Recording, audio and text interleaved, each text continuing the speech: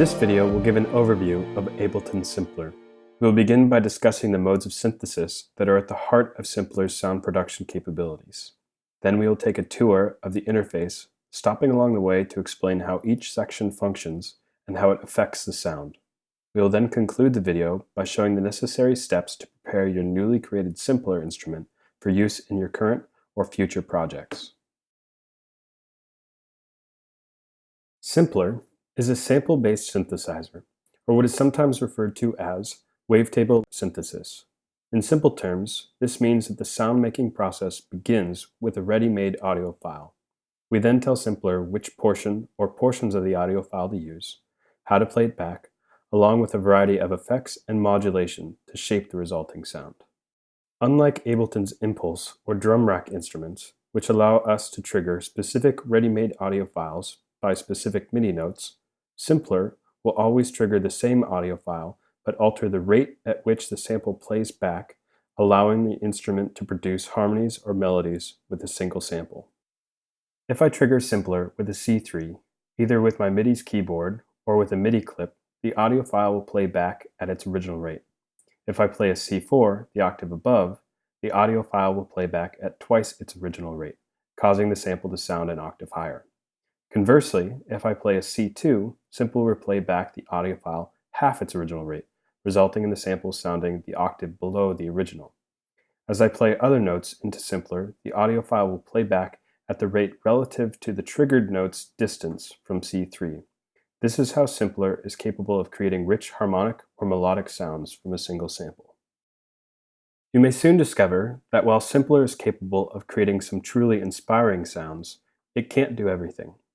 If you're looking to simply speed up or slow down a sample, Simpler is not the best way to accomplish this. I address techniques for altering the playback speed of audio samples when covering recording, editing, and warping audio. You may also notice that a single sample can sound dramatically different when triggered by notes much higher or lower than C3. So if you're trying to create an instrument like a grand piano or a string ensemble that has a uniform sound over a large range, take a look at Ableton's more robust sampler instrument. To add an empty Simpler instrument to a track, navigate to Ableton's browser, Instruments, then click and drag a default Simpler either to an empty MIDI track or to an empty space in the session or arrangement views.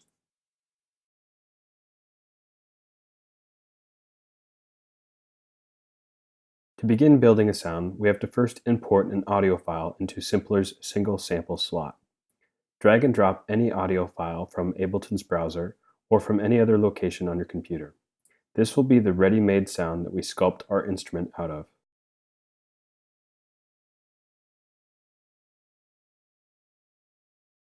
You will see that once the audio file has been imported, Simpler will display its waveform.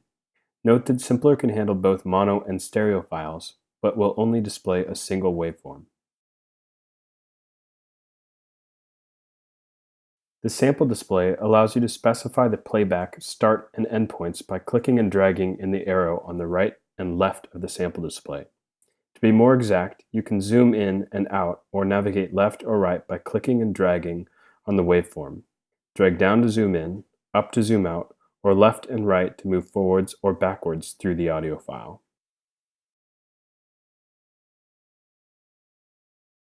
All of Simpler's parameters are located below the sample display and can be broken down into 7 sections: the sample controls, the filter, the envelopes, the LFO, the transposition and spread controls, pan control, and finally the volume and voice controls.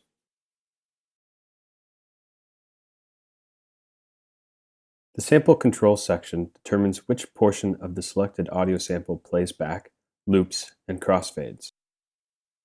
The start dial adjusts the start point as a percentage within the bounds of what was previously selected using the sample display window. The length dial adjusts the endpoint within the selected portion of the sample relative to the start position. If I set the total length to 10% and then adjust the start dial, you can see that the length remains relative to the start dial. If I then click the Loop toggle, which tells Simpler to loop the selected portion of the sample for as long as the note is held, I can morph the timbre of the resulting sound by scanning through the waveform with the start dial. As long as I don't change the loop percentage, the length dial, or get too close to the end of the sample, the pitch or rhythm of the loop will remain the same. This is a great technique for designing evolving pad sounds.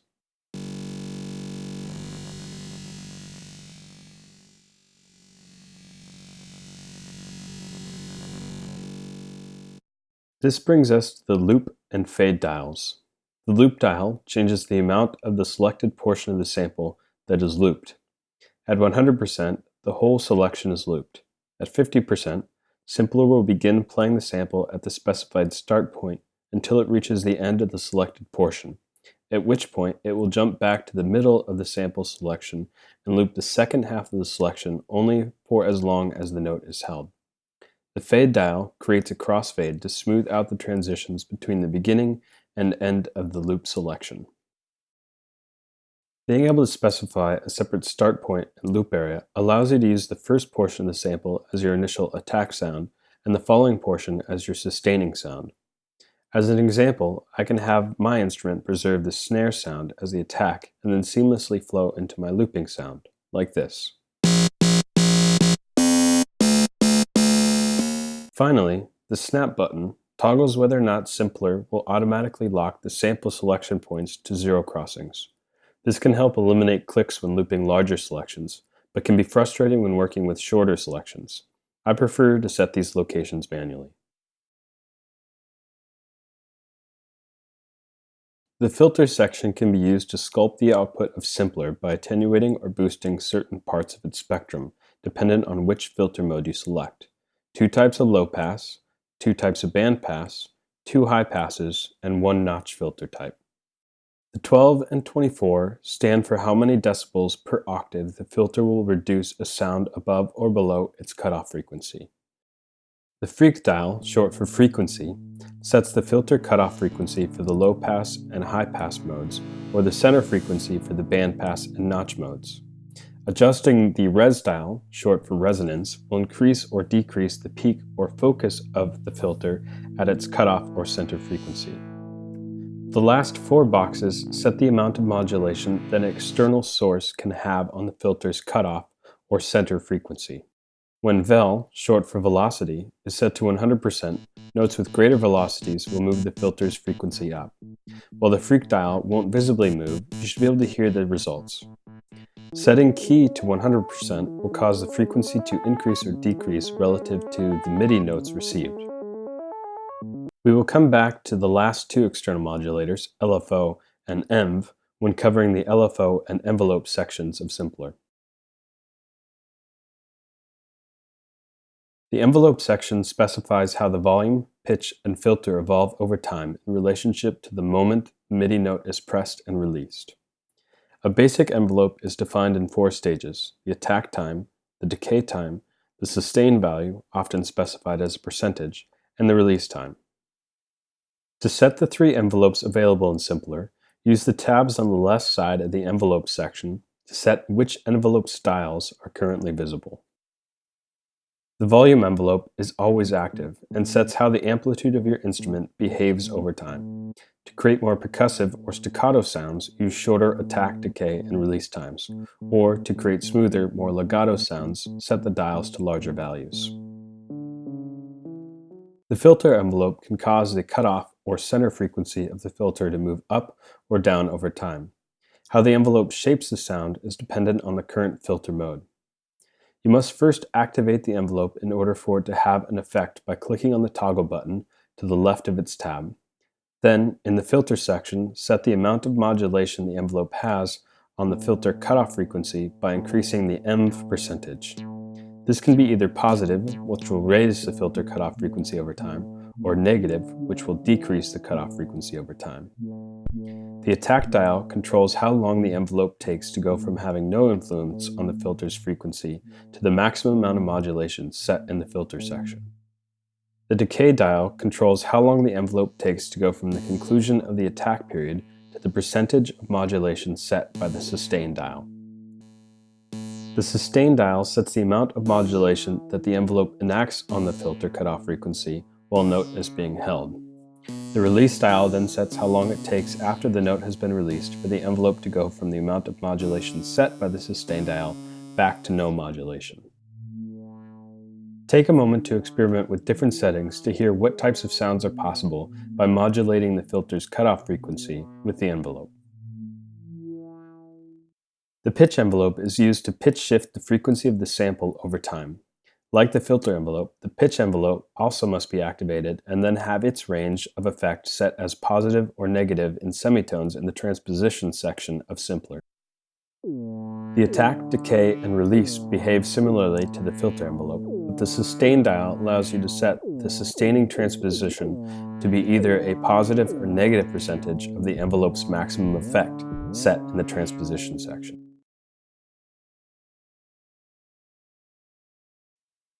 LFO stands for Low Frequency Oscillator and is a common feature found in most synthesizers.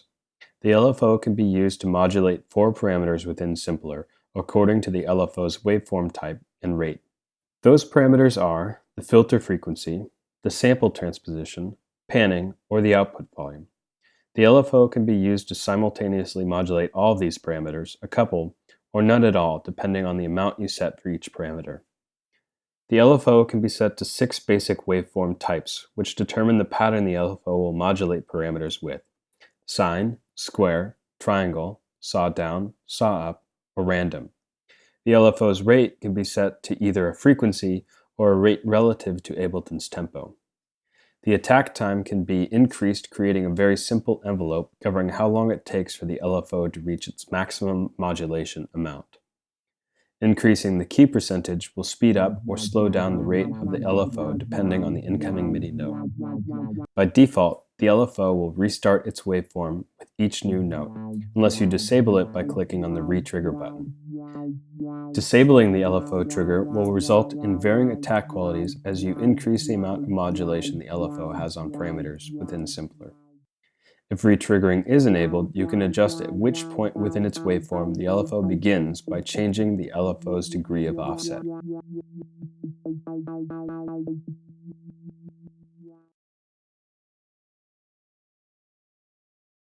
This section provides control over the tuning, glide, and stereo spread of Simpler's output. We will come back and use the transposition and detune controls later when discussing how to tune the sounds that you create with Simpler. So for now, just take note that these 2 boxes enable you to tune up or down the output of Simpler either by semitones or cents. There are 100 cents to every semitone. The glide mode, used in conjunction with the time value below, controls whether or not Simpler slides from the pitch of the last note played to the new note and how long it takes to do so. Use the portamento mode when you want to be able to slide between chords or multiple sustained notes, and the glide mode when you are only playing one note at a time.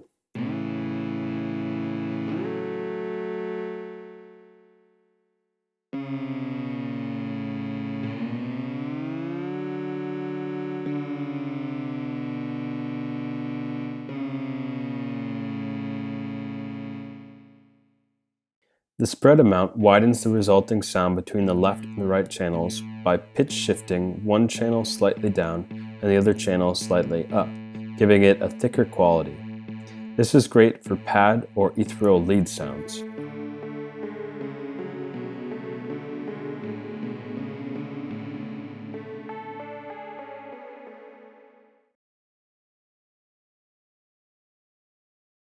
The pan knob controls which channel the output of Simpler is strongest in, left, right, or center.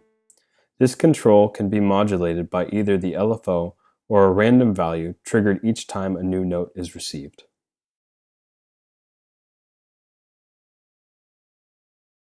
This final section controls the overall volume output of the instrument, velocity sensitivity, how many voices Simpler can simultaneously produce, and how Simpler handles repeated notes. This box controls the output volume and should always be adjusted to provide a strong output level but avoid peaking. Notice that while Simpler may seem a little quiet when only one voice is playing, each additional voice will increase the overall level and if you are not careful, may result in peaking. We can modulate the volume output with the LFO, and depending on the LFO settings, create either synchronized, rhythmic, or slow and evolving textures.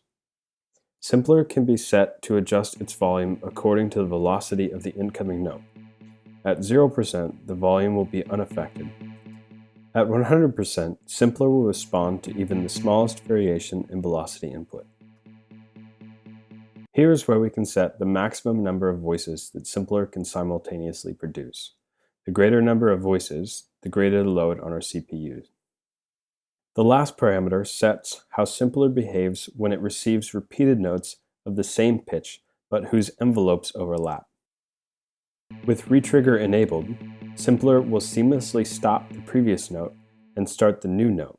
With retrigger disabled, Simpler will allow each note to complete their envelopes until it runs out of voices, at which point the oldest note will be dropped. Now that we have taken a look at all the parameters and functionality of Simpler, let's go through the process of sculpting and properly tuning a sound.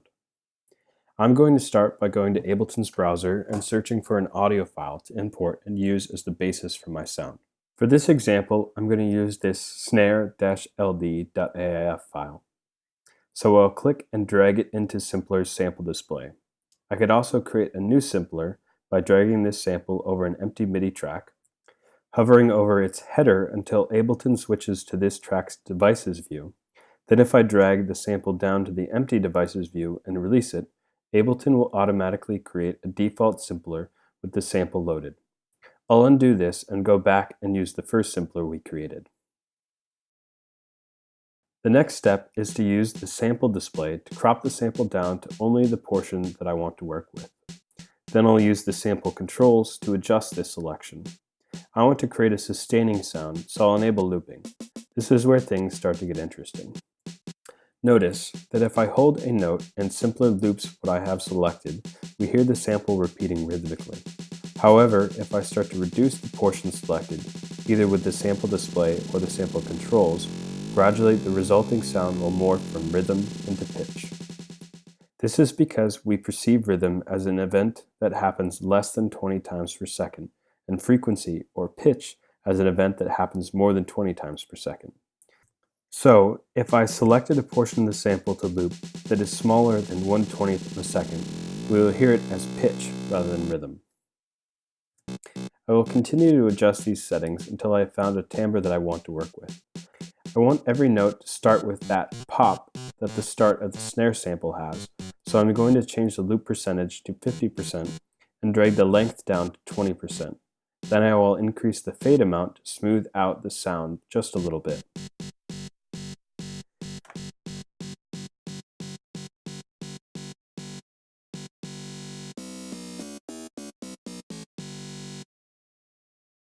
Now that I have my sample cropped, let's mess with the volume envelope.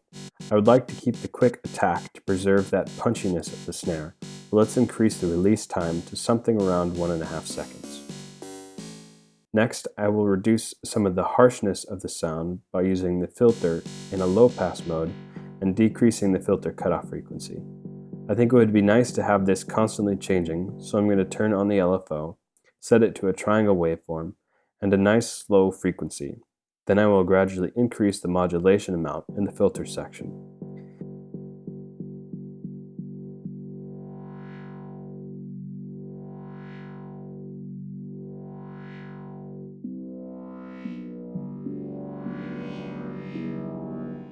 I need to be careful here. As I start playing more notes, the output is getting close to peaking, so I'll pull down the output just a little to protect against that. I think the only thing I will do to this sound is increase the spread amount to give it a little bit thicker sound.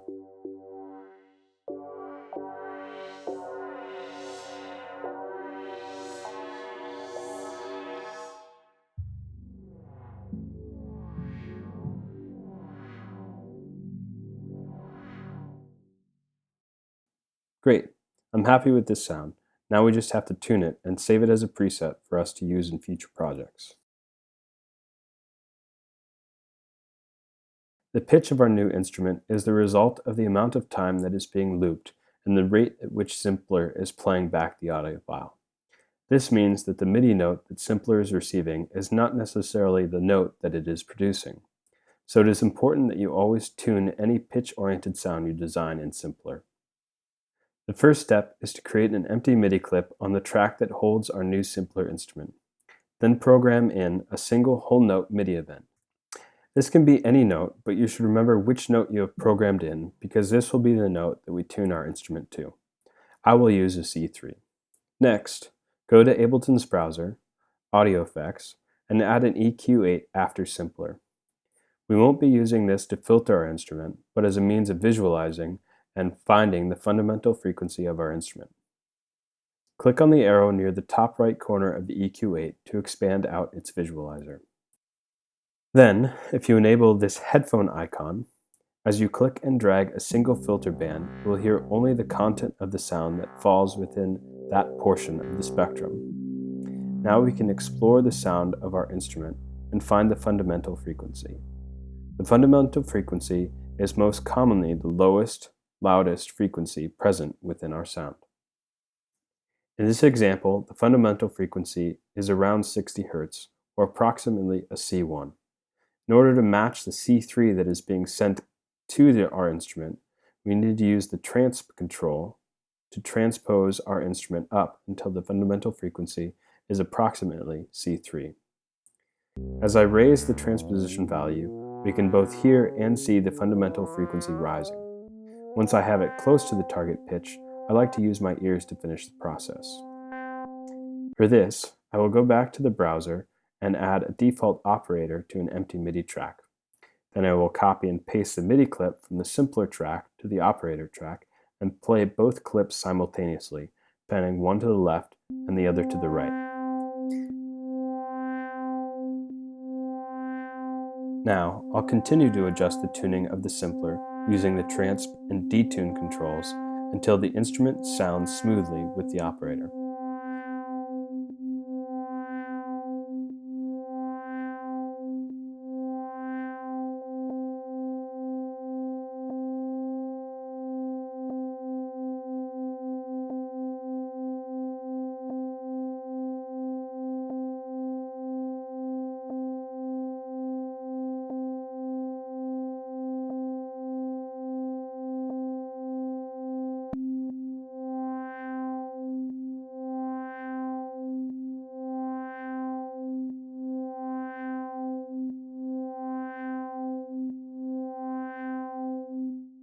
Once our instrument is in tune, we can delete both the operator track and the EQ8 from our Ableton Live set.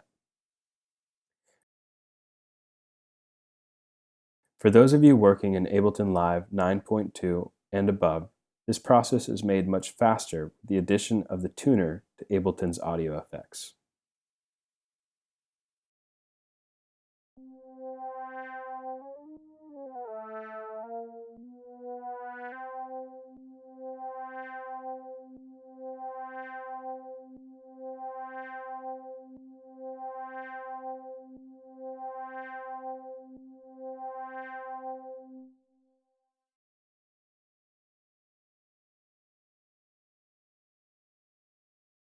We have now finished the process of creating a sound using Ableton Live Simpler. If we want to be able to use this sound in future projects, we need to save it as a preset. To do this, simply click on the icon in the top right corner of Simpler's device window. In the browser, you'll be prompted to give this preset a name. You should name it something that will help you find it again in the future. Then press the return key to finish saving this preset. You can later find and load this preset by going to Live's browser and either looking under Simpler's presets or going to the user library under Places, Presets, Instruments, and Simpler. Then either drag and drop the preset onto an empty MIDI track or just double-click. This concludes our look at Ableton's Simpler. Hopefully now you have a better understanding of its capabilities and parameters. I highly encourage you to spend some time exploring Simpler and creating a wide variety of sounds. Try taking just one sample and seeing how many different sounds you can create with it. This enables you to focus on how each parameter can affect the resulting sound.